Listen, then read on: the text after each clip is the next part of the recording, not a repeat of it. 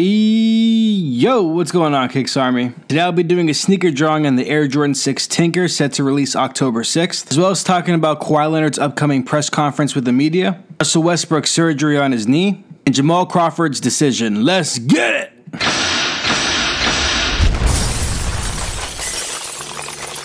Now before we get into anything, I want to give one clap one time for Breanna Stewart real quick. For those of you who don't know, she plays for the Seattle Storm, and today she was just announced as the Finals MVP. And Breanna, I know you're watching my videos. I do have to apologize because when I saw this on Instagram, the first thing I thought of was like, wait, the WNBA Finals are going on right now? What? No disrespect to you. I knew that the playoffs were going on like last week or something like that. I just didn't know we were in the finals already, and I didn't know that you had already finished it, so good job for you. Now, as always, if you guys enjoy these daily sneaker drawing videos as well as basketball commentary, make sure you hit that like button, and if you're new to the channel, make sure you hit that subscribe button and bounce past that bell to get post notifications. And if you want to color in free sneaker stencils like the one that you're seeing on the screen, make sure you hit up KicksArt.com. As of right now, and this point in time, I am uploading 2 new stencils to the site a day, and if you're looking through the site and you want to see a stencil added that's not already available, you can send in a request to the contact tab at the top of the page. Like, if that's not a good deal, I don't know what is. Also, as I mentioned either yesterday or a few days ago, I did catch up with the LeBron tab. Obviously there's a number of sneakers I could add to that tab,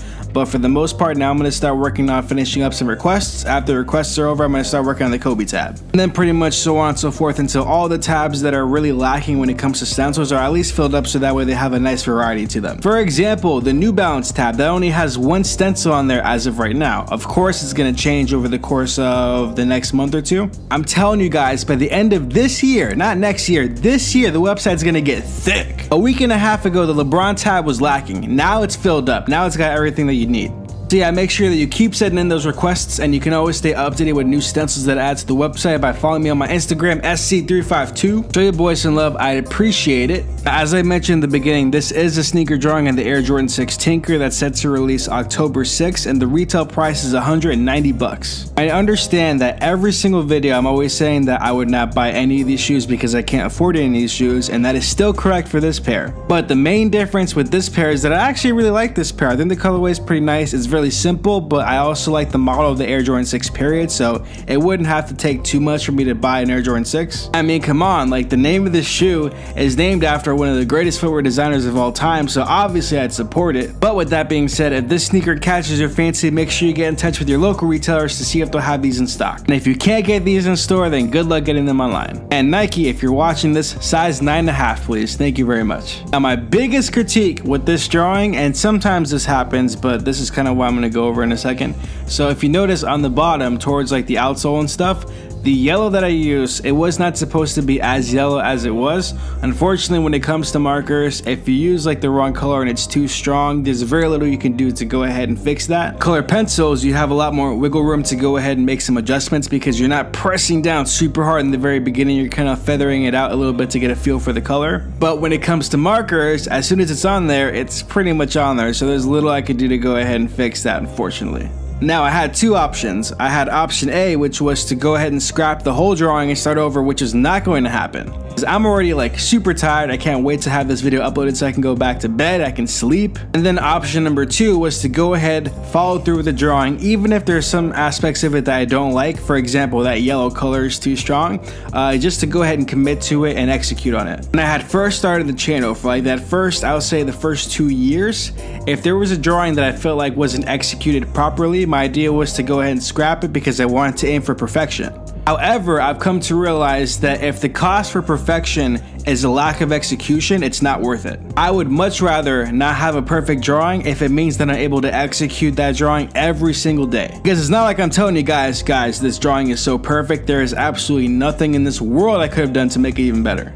Which is a lie, because I probably could have made the outsole like a light gray and that would have made it look much better. But again, you live and you learn, you try things out, and you're not afraid to make mistakes. That's the process of learning, and that's my story. I'm sticking to it. We have a number of basketball stories we need to get into today. For starters, on September 21st, about 9 days from when I'm recording this, Kawhi Leonard will finally speak to the media. Finally! There's a good chance that he could talk about a lot of different things going on, that he could really, vent about his situation, how he felt about San Antonio. Or most likely, he's just going to be really stoic, not tell us a whole lot of nothing, and that'll be the end of that, basically. Obviously, there's going to come a day where he's going to talk to the media, whether it be on the 21st of September or someday down the road during the regular season. That's going to happen. It's inevitable. I believe that the Raptors kind of want to get this over the way now while we're not even in preseason mode yet, so that way this whole part of the drama is done with, that he's actually spoken to the media, that this whole situation between him not speaking to the media is no longer a factor. I imagine there's going to be a number of reporters kind of drilling him on harder questions on why he didn't actually release something in a verbal tone, at least to the public, especially to the fans of San Antonio who have loved him, who have watched him over the years grow. If I were Kawhi Leonard, the smart thing I would do is that I would already have a list of answers. If I don't already have one, if I already have them, then it's great. But if I don't already have answers to a lot of these questions that I know some of these media personalities are going to ask, I have to already have these answers pre-recorded in my head, so that way when I get struck with those hard to answer questions, I'll have good answers for them, so that way it's not like, oh, I didn't really think about this and I don't really know what to say, so I'm sorry, I'm gonna give a BS answer.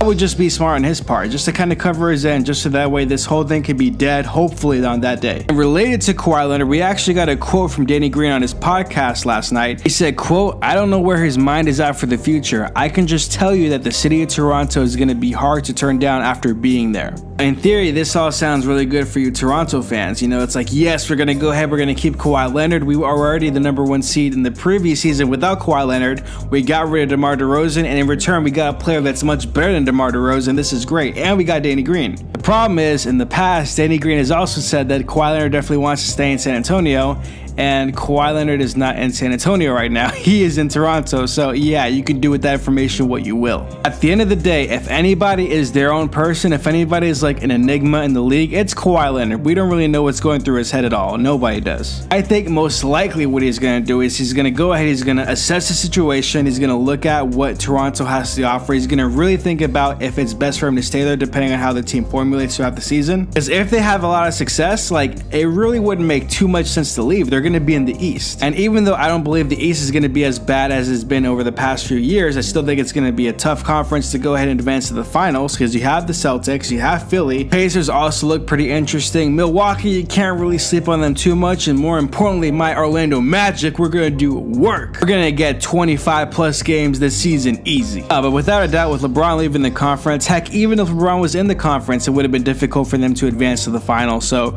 right now, it's really a toss-up. Obviously, Boston are the favorites to go ahead and advance, but if they're able to gel well, if they're able to do very well during the regular season, have similar success to what they had last season, it's a good situation for Kawhi Leonard to stay. In terms of Toronto itself, I don't know too much about the city at all. I know, obviously Drake's from there, but I do understand this. Toronto is in Canada, and the Toronto Raptors are the only Canadian team in the NBA. Thus, you have the entire country of Canada backing you up. If nothing else, that's gotta feel pretty awesome, especially if your team does well like they've been doing.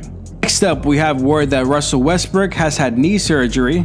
Because of this surgery, he could potentially miss a few games during the regular season, but will definitely miss all the preseason. I don't know too much about this whole situation with his knee, but I do understand the obvious. For one, if you're going to get surgery done, it's always better to do that during the off season, because that allows you full time to go ahead and recover. And when the season starts, it's literally the start of the season. It's not like it's the finals or anything. You have time to go ahead and adjust yourself back into the game. The fact that the article mentions he would only miss a few games, which I'm assuming is like a handful, so let's say no more than 5, that's really not missing much. If anything, I think it's going to be a good thing for his teammates to kind of gel without him, because undoubtedly during the regular season, he is going to have to be on the bench at some point. But to have a few games where he's just not playing at all, I don't think it'd be a bad thing. It'd be good practice if anything. And lastly, Jamal Crawford is reportedly considering offers from the Lakers, the Warriors, and the Celtics. First of all, I'm just going to throw this out there right now. Please do not go to the Warriors. Please don't. Warriors obviously have an amazing starting lineup, but one thing that's kind of holding them back is their bench. Sure, they have a few pieces like Iguodala and Livingston, but besides that, I mean, do they really have a whole lot to work with? I would say not really.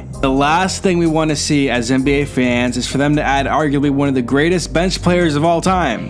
Like, no thank you, Jamal. Please go to either the Celtics or preferably the Lakers. That would be awesome. I, for one, personally want to see the Warriors lose this season, not because I hate the Warriors and I want them to lose, but because I'm curious to see what's going to happen if and when they lose, how that's going to affect the rest of the league. Mainly because if they lose, will those 4 key all-stars stay together? And also, will Boogie Cousins stay with them? Will they be another 5-man all-star lineup for the following season? Or will they break up? Will they split? Will they kind of spread their wings, right? Will Klay Thompson go down to the Lakers? Will Kevin Durant go down to the Lakers? Will Kevin Durant go to New York? We'll never know. I do know this, if they continue to win, they ain't breaking up, bro. I don't see that happening. Jamal Crawford, on behalf of everybody that's a fan of the NBA besides Warriors fans, please don't go to the Warriors, that's all. And if you do decide to go to the Warriors, alright, whatever. Congratulations, I guess, Warriors fans. But that's gonna do it for today's video. If you guys enjoyed this video, leave a like. If you're new to the channel, make sure you hit that subscribe button and bounce past that bell to get post notifications. Don't forget to check out KicksArt.com for all your sticker stencil needs. Make sure you check out the over 270 videos on the channel. You guys already know that I'm uploading daily videos, so I will see you guys tomorrow. Yeah!